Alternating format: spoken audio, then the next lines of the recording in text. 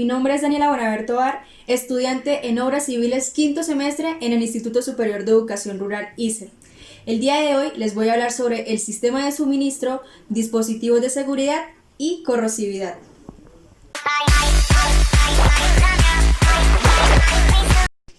El funcionamiento del sistema debe ser satisfactorio y a la vez seguro.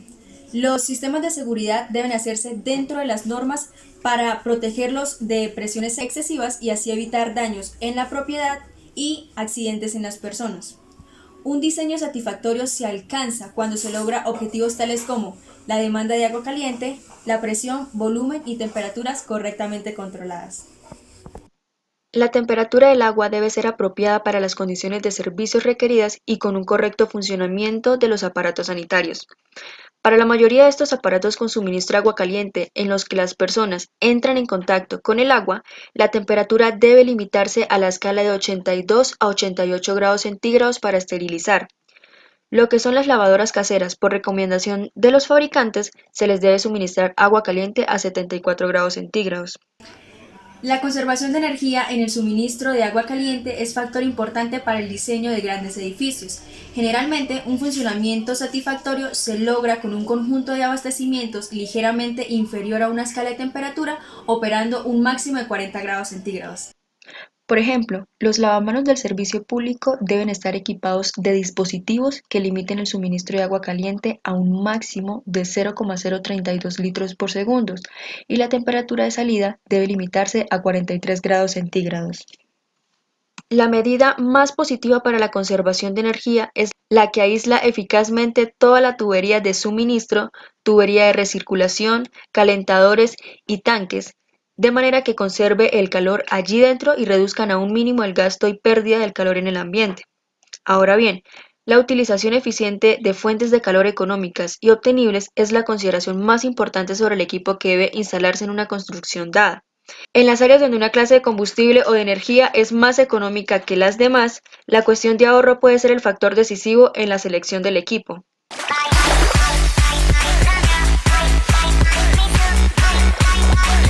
Los sistemas de suministro de agua caliente deben estar provistos a los sistemas de seguridad para aliviar las temperaturas excesivas y las presiones peligrosas. Las presiones se consideran peligrosas cuando exceden las condiciones de trabajo por las que el equipo y la tubería están diseñadas. Las presiones que son mayores pueden estallar y ocasionar daños en las propiedades. El video que van a ver a continuación es con el fin de mostrar claramente cómo reacciona el agua a presiones altas, ocasionando daños visibles. Se visualizará cómo se revienta un envase plástico a una presión de 140 psi, el cual se instala. Luego se abre el agua y observamos cómo poco a poco se irá llenando, a tal punto de no soportar la presión y reventar.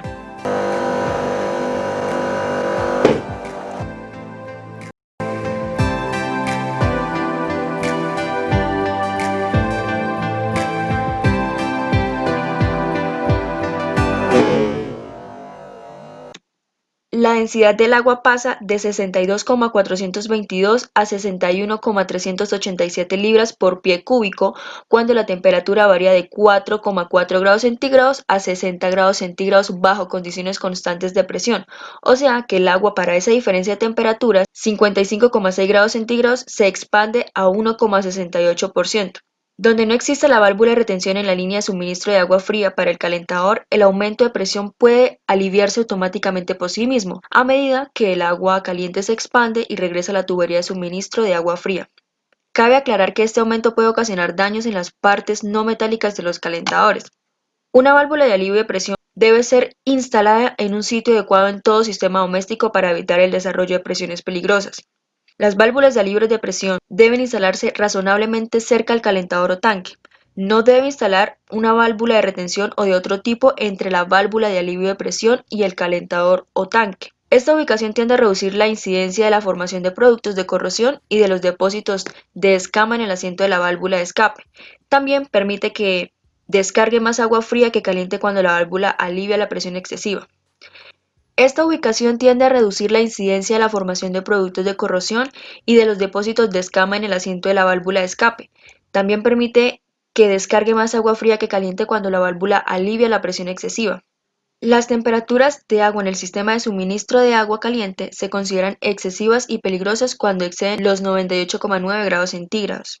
Cuando el agua se calienta a temperaturas superiores a los 100 grados centígrados es extremadamente peligroso, pues parte del agua caliente es liberada, convirtiéndose en vapor de agua a la presión atmosférica. De esto pueden resultar personas con quemaduras graves al utilizar los aparatos de suministro de agua caliente. Ya por último, la corrosividad es la medida de qué tan agresiva es el agua que corre por las tuberías y accesorios. Los efectos de corrosión en los tanques se aumentan apreciablemente a temperaturas por encima de los 60 grados centígrados debido a dos hechos. El primero es el aumento en la temperatura del agua que origina un aumento en las condiciones eléctricas de la misma y por lo tanto aumenta su grado de corrosión galvánica. El segundo son los carbonatos en agua a 60 grados centígrados. Estas se descomponen y sueltan dióxido de carbono, lo que da como resultado un aumento de velocidad en la corrosión general y total. En este video veremos los efectos de la corrosión en un sistema abierto y cerrado. La corrosión es el deterioro lento y progresivo de un metal como resultado de reacciones químicas entre él y el ambiente. Tanto el tipo de metal como las condiciones ambientales determinan la forma y la velocidad de deterioro de este. La corrosión se presenta por las reacciones químicas o electroquímicas que tiene el metal en contacto con la superficie o el medio ambiente que lo rodea. Comúnmente estos son gases o soluciones electrolíticas. Dentro de la corrosión existen diferentes formas en las cuales se puede manifestar. Por ejemplo, corrosión uniforme, corrosión por placas, corrosión por picadura, corrosión por rendijas, corrosión intergranular, corrosión fisurante.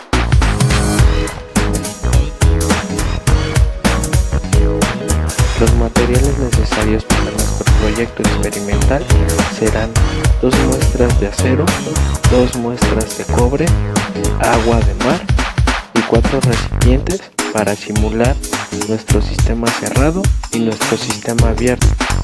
Una vez pesados nuestros metales, procederemos a montar nuestro experimento y así monitorear los efectos de la corrosión en nuestros metales.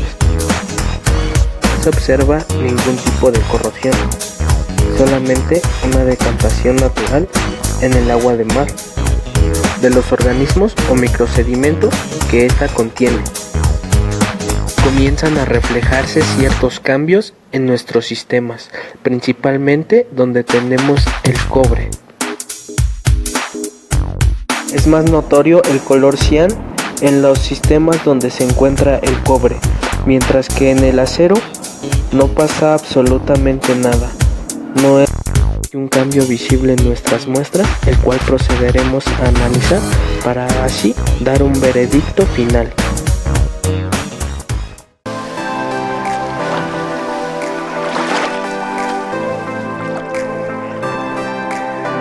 Buenos días, mi nombre es Nicolás Felipe Martínez Albarracín, estudiante en Tecnología en Gestión y Construcción de Obras Civiles, quinto semestre de la Institución de Educación Rural ISER, y hoy les vengo a hablar sobre caída de presión. La caída de presión es la cantidad de presión de línea que se pierde permanentemente a medida que el gas pasa a través de un instrumento en la línea de gas. Esta pérdida de presión se debe a la resistencia de fricción de los componentes que toca el gas. Prácticamente cada instrumento y accesorio en una línea induce algo de caída de presión, incluso cuando las paredes de la tubería generan cierta fricción, lo que causa una pequeña caída de presión. Bueno, la caída de presión se determina calculando la diferencia entre la presión del gas cuando ingresa el instrumento y la presión del gas cuando sale el instrumento. La forma más fácil de realizar esta medición es conectar la entrada de la salida del dispositivo manómetro de presión diferencial como uno de nuestros medidores de la serie PSIP. Estuve leyendo un poco de eso, que al hacer estas mediciones es importante considerar las siguientes relaciones, que son en condiciones de flujo laminar, bajo condiciones de flujo turbulento, caída de presión, la caída de presión cuando aumenta a medida que aumenta la viscosidad. Entonces, debido en que en las condiciones de flujo laminar la caída de presión es proporcional al caudal volumétrico o sea, al doble del caudal, y hay doble caída de presión. Cuando es de bajas condiciones de flujo turbulento, la caída de presión aumenta como el cuadrado de la tasa de flujo volumétrico y también al doble del índice del flujo para que haya 4 veces la caída de presión. Cuando es la caída de presión, disminuye a medida que aumenta la presión de modo común. Y también, por último, la caída de presión aumenta a medida que aumenta la viscosidad del gas. O sea, como el aumento de la temperatura del gas aumenta la viscosidad, la caída de presión también aumenta a medida que aumenta la temperatura del gas. Calentador de agua o calentador de lava, calefón, caldera o boiler es un dispositivo termodinámico. Esta funciona con electricidad, gas LP o si no gas natural o energía solar. ¿Para qué sirve un contador indirecto con tanque? En este tipo de instalación se prevé un tanque de almacenamiento además de un calentador indirecto en tanque de almacenamiento. Bueno, esto quiere decir que el agua caliente puede caldearse y almacenarse para satisfacer los requerimientos de la demanda máxima. Los calentadores con el tanque de almacenamiento indirecto están equipados con serpentines de tubo de cobre y tienen un alto grado de durabilidad comparable con la tubería de cobre. Entonces la corrosividad del suministro de agua debe tenerse en cuenta en la selección del material del tanque. Esto importa para que funcione cualquier proceso de gas. La presión disponible del sistema debe ser mayor que la caída de la presión total de los componentes en el sistema a las velocidades y temperaturas del flujo operativo esperadas. Esto, en principio, para muchas personalizaciones de válvulas, cuanto más ancho el orificio de la válvula, menor es la capacidad de presión cuando está abierta de par en par. Nuestro objetivo al construir un controlador de flujo o presión es seleccionar la válvula más pequeña que permita el flujo a gran escala de todos los gases que se puedan utilizar en este sistema. Ahora, por último, de los que le voy a hablar son lo de demanda y capacidad de los calentadores. Para esto hay que tener en cuenta la eficiencia de un calentador de agua. Para la elección de un calentador de agua se deben tomar en cuenta varias cosas, pero sobre todo dos aspectos importantes para la eficiencia, que son la capacidad de agua que demanda y la tasa de recuperación. Debido a que la eficiencia que debe demandar la casa o la edificación en la que estemos trabajando, así como la tasa de recuperación que se establece en una función a la demanda misma y a la capacidad técnica del calentador para recuperar la temperatura en un corto tiempo. Generalmente los calentadores con bajas tasas de recuperación tienen una capacidad de depósito que los compensa. Acá les voy a hablar de dos calentadores en específico. Los calentadores de depósito, este tipo de boiler se caracteriza por tener un tanque interno en el cual se almacena el agua, ahí se calienta hasta llegar a la temperatura seleccionada en el termostato, punto en el cual se apaga automáticamente. Entonces, en el caso de los calentadores de depósito, que aunque necesiten más tiempo para calentar el agua, tienen más de ella en el tanque de almacenamiento para el uso intermitente. En los calentadores de paso, este se caracteriza por no tener depósito. El calentamiento se hace durante el recorrido de agua fría en el serpentín de la tubería interna. En el calentador de paso, alimentado con combustible y con una alta tasa de recuperación, no necesita tener un tanque grande, porque debido a que estos se pueden calentar el agua más rápidamente mientras que pasa por su serpentín intercambiado de calor. Por esta razón, a veces el agua caliente generada es mucha más agua caliente de lo necesario, por lo que una válvula de mezcla de agua fría debe ser instalada para reducir las posibles quemaduras. En el interior de un calentador de paso, para la elección del calentador de agua se deben tener en cuenta varias cosas, pero sobre todo dos aspectos importantes para la eficiencia. Sería la capacidad de agua que se demanda y la capacidad que necesite esa casa o edificación en la que estemos trabajando, así como la tasa de recuperación. Bueno, se establece en función de la demanda misma y a la capacidad técnica del calentador para recuperar la temperatura en un corto tiempo. Y como lo había dicho antes, generalmente los calentadores con bajas tasas de recuperación tienen una capacidad de depósito alta que los compensa. Es el caso del calentador de depósito, que también como tiene más de ella en el tanque de almacenamiento para el uso intermitente, o sea, tiene mucha más capacidad. Y también como en los mercados de hoy en día hay varios tamaños de calentadores que se definen por el caudal, que son capaces de calentar hasta 25 grados centígrados por encima de la temperatura del agua de entrada, y normalmente se les conoce por ese caudal expresado en litros por minuto. Como la mayoría de los calentadores de paso funcionan con gas, necesitan oxígeno para la combustión, o sea, es el que obtienen del aire en el ambiente, por lo que deben ser instalados en un local suficientemente ventilado, o en caso contrario podría enrarecer la atmósfera consumiendo todo el oxígeno, lo que acabaría dando una combustión incompleta y también produciendo el monóxido de carbón, que es muy venenoso y mortal.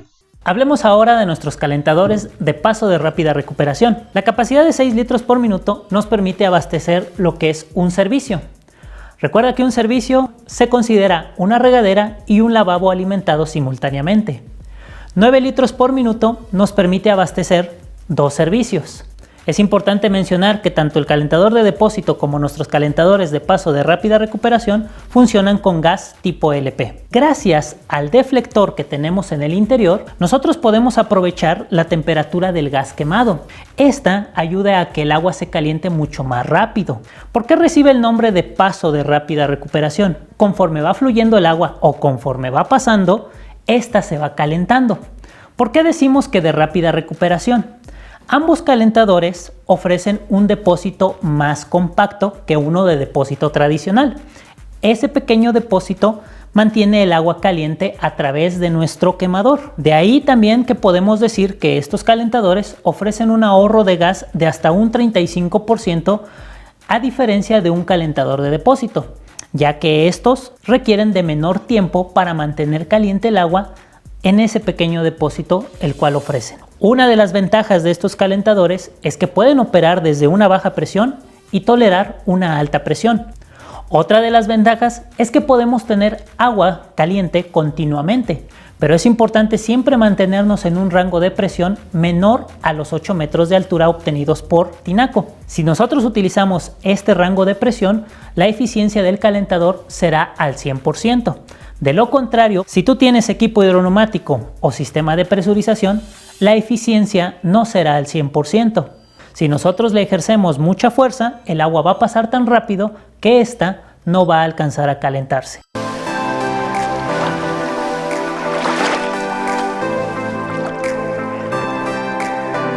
Buenos días, mi nombre es Cristian Andrés Sánchez Medina y hoy les vengo a hablar sobre escogencia de los calentadores, sistema de circulación en retorno y sistema de circulación. Escogencia de los calentadores. Para la instalación de un calentador indirecto con tanque de almacenamiento, el tamaño mínimo del tanque recomendado para una vivienda de una familia con un lavaplatos o una lavadora es de 250 litros de capacidad.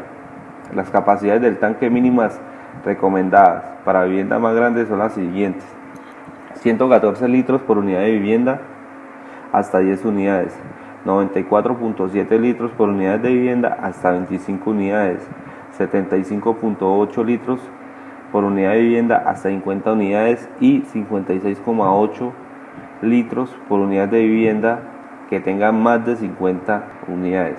Para escoger un calentador de almacenamiento para una instalación indirecta con tanque de almacenamiento en una vivienda para una sola familia, el tamaño del calentador debe basarse en el uso de un tanque de almacenamiento para agua caliente de 250 litros y un periodo de demanda máxima para un sistema de almacenamiento en una vivienda para una sola familia es de 0,19 litros sobre segundo. Así, para el periodo de demanda máximo es de 227 litros por cada 20 minutos. La selección de un calentador de almacenamiento para el edificio de apartamentos de esta capacidad, el 75% o 2.842 litros puede adquirirse para extraerse en un periodo de 3 horas. En consecuencia, el grado del tanque por hora es de 2.842 sobre 3 por 3.600 y eso da un igual de 0,26 litros.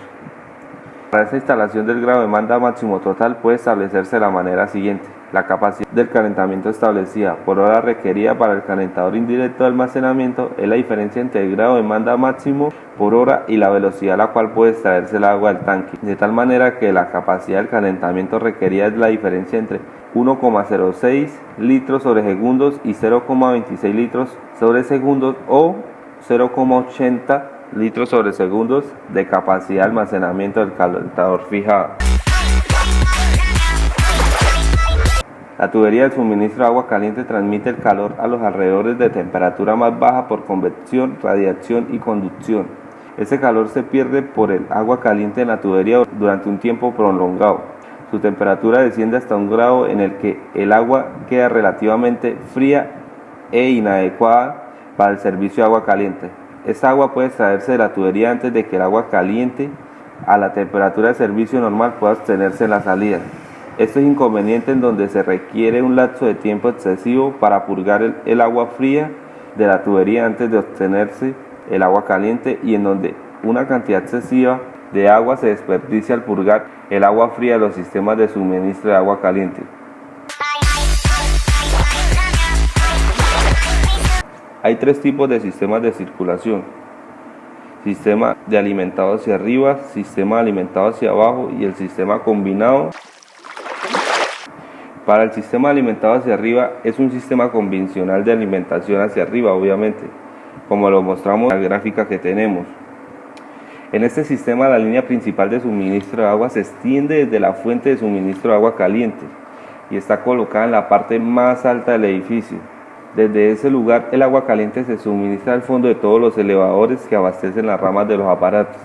Se coloca un elevador de retorno de agua caliente para cada uno de los elevadores de suministro de agua caliente. La parte más alta del elevador de retorno está conectada al tubo exactamente abajo del ramal de suministro, más alto que lleva los aparatos. En este sistema nos mostramos la gráfica. Ahí está la grafiquita que es como nos describen el sistema alimentado hacia abajo. Y en ese sistema la línea principal de suministro de agua caliente hasta la parte más alta del edificio. Entonces, desde ese lugar, el agua caliente es suministrada a las partes más altas de todos los tubos elevadores de suministro de agua caliente. El flujo hacia abajo en todos los elevadores que abastecen los ramales que llevan a los aparatos. La base de cada tubo elevador de alimentación hacia abajo está conectada a una línea principal de retorno, de manera que circule el agua fría para retomar a la fuente de suministro. Y por último, tenemos los sistemas combinados. El sistema combinado es la fusión entre el sistema alimentado hacia arriba y el sistema alimentado hacia abajo. Entonces, como lo mostramos en esta primera figura, este sistema es la línea principal de suministro de agua que se extiende desde la fuente de suministro de agua caliente y es colocada en la parte más alta del sistema. Desde ese lugar se suministra el agua caliente a las partes más altas de todos los tubos elevadores del agua caliente. El flujo hacia abajo en todos los elevadores que abastecen los ramales que llevan a los aparatos. Se prevé un elevador de retorno de agua caliente a cada uno de los elevadores de suministro de agua. La parte más baja del elevador de retorno está conectada al elevador de suministro. Justamente por encima del ramal de suministro más abajo que lleva los aparatos, los elevadores de retorno se extienden hacia arriba en la parte más alta del sistema donde se conectan una línea principal de retorno de agua caliente. Entonces, en la siguiente figurita, en este sistema la línea principal de suministro de agua caliente se extiende desde la fuente de suministro de agua caliente más baja del sistema. El flujo es hacia arriba de todos los elevadores que abastecen a los ramales que llevan los aparatos. La parte alta de cada elevador de alimentación hacia arriba está conectada a una línea principal de retorno de agua caliente, a través de la cual se bombea el agua de regreso en la fuente de suministro.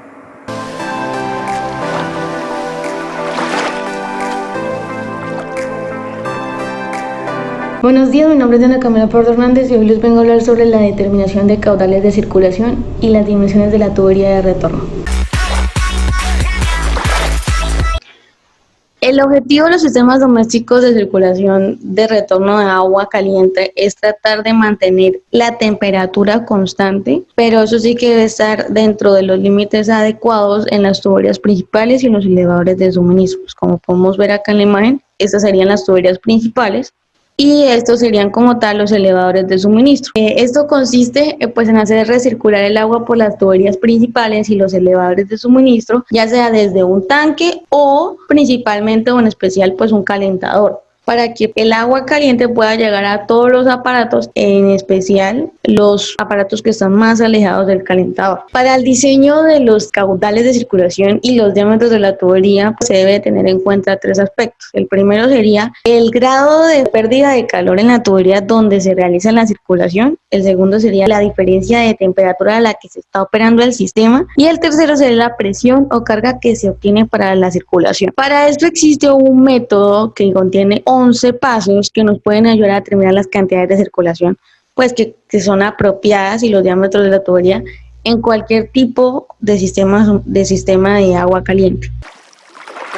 En el paso número 1 se calculan los grados de pérdida de calor en toda la tubería de suministro de agua caliente usando la siguiente tabla. En esta tabla se encuentran valores de pérdida de calor de varios tipos de tuberías, sea tubería aislada, sea tubería no aislada. Esta tabla está basada en una temperatura del agua de 60 grados centígrados y una temperatura del aire de 21.1 grados centígrados, como indica la tabla.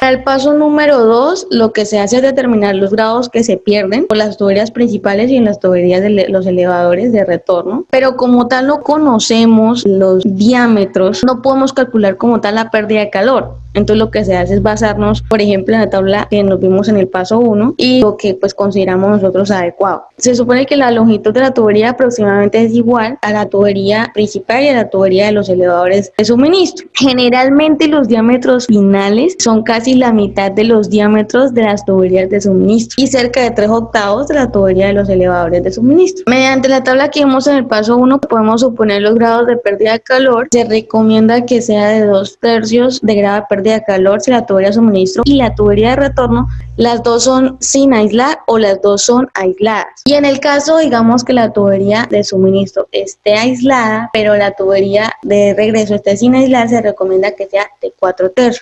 Ya de esta forma, los grados de pérdida de calor de retorno se pueden suponer y las pérdidas también para varias partes del sistema. Para el paso número 3, lo que se hace es agrupar las pérdidas de calor de la tubería del suministro y la tubería de retorno con el fin de suponer el total de lo que se pierde. Luego, a cada parte del sistema pues se le asigna su respectiva pérdida de calor, lo que es apropiado, ya con el fin de establecer así la cantidad que se necesita proporcional de circulación que requiere pues el sistema para poder compensar esa pérdida que tiene de calor. Para el paso número 4, lo que se hace es calcular los grados de circulación requeridos para los circuitos de la tubería y los circuitos ramales de la tubería. Esto pues de acuerdo con sus cargas asignadas, pérdida de calor y con la diferencia de temperatura. Cuando es un sistema que trabaja con bomba, pues se recomienda que la diferencia sea de 11.1 grados centígrados. Y cuando es un sistema que es inducido por la gravedad, se recomienda que la diferencia sea de 22.2 grados centígrados. Por ejemplo, tenemos un suministro de agua caliente que está trabajando con una velocidad de 0.063 litros por segundo. Entonces sabemos que como tal esta pierde 11.1 grados centígrados y eso serían unidades térmicas británicas 166 unidades térmicas británicas sobre minuto o 9.960 unidades térmicas británicas sobre hora, y esto pues se aproximaría a 10.000. En el caso, digamos, cuando va descendiendo pero con la misma velocidad, entonces se perderían 22.2 grados centígrados, que eso serían pues 20.000 unidades térmicas británicas sobre hora. Estos valores pues se pueden aplicar como tal para establecer los grados que se requiere. Tenemos un sistema que está equipado con una bomba que tiene una pérdida de calor de 61.145 unidades térmicas británicas. Entonces la capacidad como tal de descarga sería de 61.145 sobre 10 unidades térmicas británicas, o sería 6.1 galones sobre minutos. Y en el caso, digamos, que sea de una pérdida de un elevador, por ejemplo, 8.410 unidades térmicas británicas, que la cantidad de circulación que se requeriría serían 8.410 sobre 10.000 o 0.84 galones por minuto. En caso de que se opere con gravedad, pues habría una diferencia de 22.2 grados centígrados. Entonces se haría la misma aplicación, pero con 20.000 unidades térmicas británicas sobre hora. En los sistemas de gravedad se se suele decir que pues prácticamente es la mitad de las cantidades que se aplicarían pues si fuera equipado con bomba. Para el paso número 5, lo que se hace es determinar la presión de carga disponible. En el caso de un sistema que esté equipado con bomba, pues esto se puede determinar con las gráficas de funcionamiento de la bomba que se escoge. Digamos, por ejemplo, si la curva de la gráfica muestra que el grado de circulación disponible de la bomba es de 2.2 metros columna de agua, pues esta como tal es la carga que se obtiene para la circulación. En el caso de ya si fuera por gravedad, pues ya en ese caso pues se debe calcular. Bueno, para un sistema equipado con bomba, esta como tal sería la gráfica de funcionamiento de la bomba que después pues nosotros, por ejemplo, escogeríamos, ¿sí? Aquí pues nos indica algunas partes de la curva, como por ejemplo la curva de operación de la bomba, el punto máximo de eficiencia, las curvas de igual eficiencia, los diámetros. Cuando es un sistema inducido por gravedad, como dije anteriormente, pues se debe calcular y se debe calcular usando la diferencia de 22.2 grados centígrados. Como tal, la carga que se obtiene se debe determinar en base de 0.01 metros columna de agua. Esto se hace multiplicando la altura entre la elevación del calentador al punto más alto del sistema. Por ejemplo, el punto más alto del sistema es de 33.23 metros, ¿sí? Por encima del calentador. Entonces, la carga se calcularía como 0.01 por 33.23 y eso me daría como tal 0.33 metros de carga obtenible. En el paso número 6, lo que se hace es determinar qué línea particular de la tubería de retorno pues tiene la longitud máxima en el sistema. Para esto pues se mide desde el calentador hasta el punto más alejado de la tubería de retorno, que se conecta con un elevador de suministro. La línea, al ser la más larga, pues tiene mayor resistencia de fricción al flujo y necesita pues un diámetro mayor de tubería. En este caso pues se le llamaría como tal a esto un circuito básico para pronósticos de diseño, que sería este que estamos viendo acá. Bueno, se dice que como tal en este tipo de tubería pues no se debe de incluir ninguna válvula equilibrante en ninguna parte del circuito básico.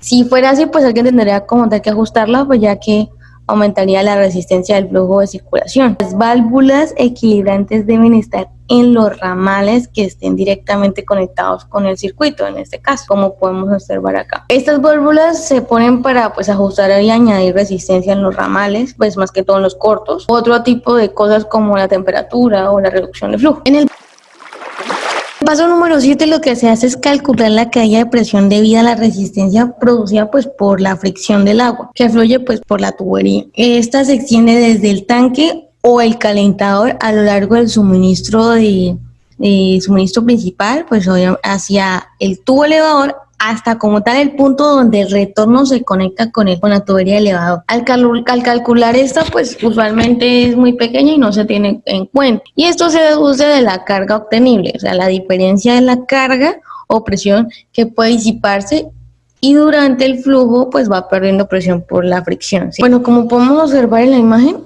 del calentador, pues el agua sale por acá y es impulsada por la bomba. Estas como tal serían nuestras tuberías de suministro, de elevadoras de suministro, y estas serían las de retorno, ¿sí? Entonces al subir pues obviamente ella va perdiendo resistencia por la fricción que hace con las paredes de la tubería, y al momento de bajar pues en este punto es lo que se quiere calcular como tal. O sea, no es muy pequeña el cambio que se hace de aquí a acá, no es muy pequeño que digamos, pero pues aún así lo que se hace es calcularlo. Entonces, lo que se hace es calcularlo y esa como tal sería la caída de presión que tendría el agua cuando pase por esta tubería y llegue pues obviamente al calentador. Bueno, como tal, para calcular la caída de presión por la fricción de la pérdida de fricción, pues se tienen estas dos fórmulas. Estas dos fórmulas, pues una se da en metros sobre metros y la otra se da en metros. Esta pues hay que tener en cuenta el caudal, la velocidad, las pulgadas de la tubería, la longitud y los coeficientes de fricción. En el paso número 8 ya se determina como tal la caída máxima de presión que se permite para el circuito. Esta se determina como pérdida de presión por la fricción, como se estableció en el paso anterior. Como aún no sabemos los diámetros de la tubería y los accesorios en especial, Entonces, la longitud del sistema debe suponerse entre un 10 y un 20% de la longitud total del circuito básico. Por ejemplo, se diseñó un sistema equipado con bomba que tiene como tal una carga-descarga de 2.2 metros de caudal. Y suponemos que la pérdida de fricción de la tubería, como se calculó en el paso 7, es de 0.6 metros de pérdida, estableciendo así 2.17 metros de carga que queda por disiparse como pérdida por fricción. Ahora, si el circuito como tal de una longitud de 197 metros y se supone que digamos, suponemos un 10% de accesorios, entonces lo que hacemos es sacar ese 10% de 197 metros, le sacamos el 10% que es 19.7 metros, ¿sí?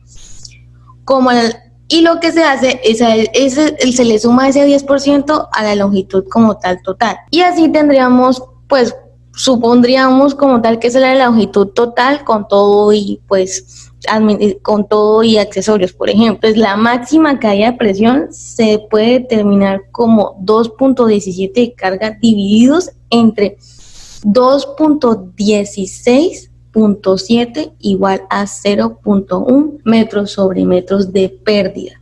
Si lo que hacemos es dividir 2.17 entre 216.7 metros, que eso es como tal la longitud que nos daría nuestra tubería, y eso pues nos da una diferencia de 0.101 metros columna de agua de pérdida. Eso es lo que hay que tener en cuenta, ¿sí? El paso número 7 lo que se hace es calcular y tabular las cantidades de flujos por los diámetros que produzcan pérdida por fricción y que corresponda a la máxima, como tal, a la máxima caída de presión. Las dos fórmulas que vimos anteriormente en el paso 7, pues lo que se hacen es, pues se transforman a caudal, ¿sí? Entonces lo que hacemos, usando ya como tal estas fórmulas, se elaboran unas tablas que vamos a ver terminando la presentación. Estas tablas pues son tablas de caudales que se dan en galones por minuto y en litros por segundo, en varios diámetros basados en la caída de presión. Para el paso número 10 lo que se hace es que se unen los valores de caudales que producen una máxima pues caída de presión uniforme. Se pueden usar los mismos valores como tal para calcular las otras tuberías de retorno, pues es como esos son más cortos, o sea, las tuberías de retorno, que el circuito básico, por ende, pues los tamaños deben ser como tal, pues los adecuados para los ramales. Para el paso número 11, lo que se hace ahora es que como ya tenemos todos los diámetros, ya son todos conocidos, entonces estos se usan como para verificar lo que se supuso desde el paso 2 al paso 9. Pues ya no es necesario como tal confiar en lo que pues se supuso anteriormente. Entonces con esto pues lo que se hace es verificar las velocidades de caudales y las longitudes y pues la máxima caída como tal. Aquí podemos observar lo que son las tablas como les mencioné en el paso 9. Estas son como tal las pérdidas que tiene cada tubería con respecto a las fórmulas que vimos anteriormente.